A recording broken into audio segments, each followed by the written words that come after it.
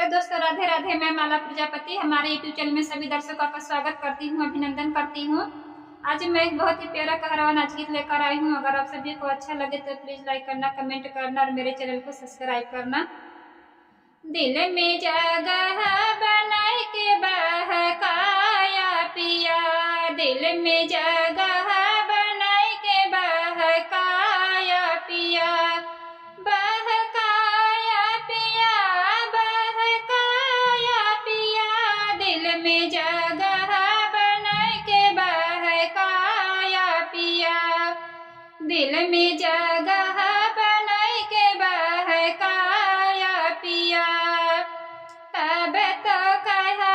हमरे महला दू महला, तब तो कहा हमरे महला दू महला,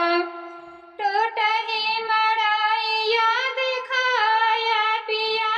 दिल में जगह बनाए के बहकाया पिया,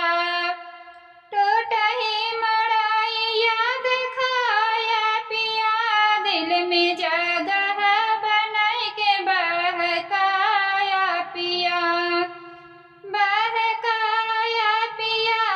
बहकाया पिया, दिल में जगह बनाए के बहकाया पिया, दिल में जगह बनाए के बहकाया पिया। तब तो कहा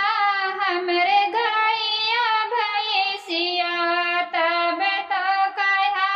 हमरे गैया भैंसिया, अपन छेड़िया बकरिया दिखाया पिया,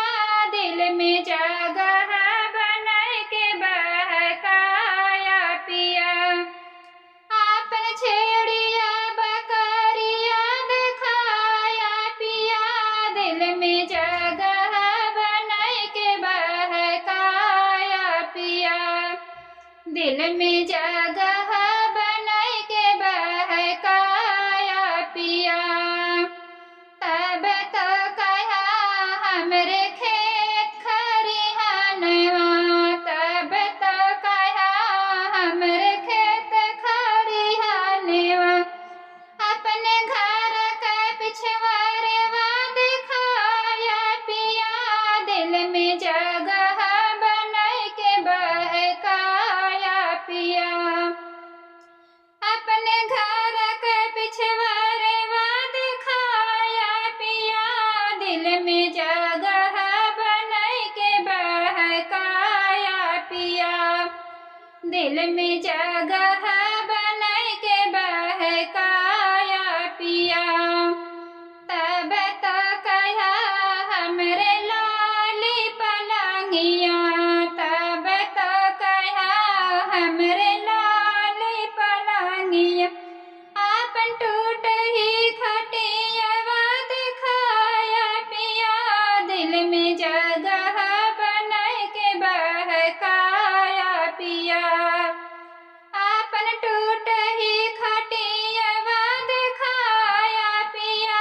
दिल में जगह बनाए के बहकाया पिया, दिल में जगह बनाए के बहकाया पिया, बहकाया पिया, बहकाया पिया, दिल में जगह बनाए के बहकाया पिया, दिल में जगह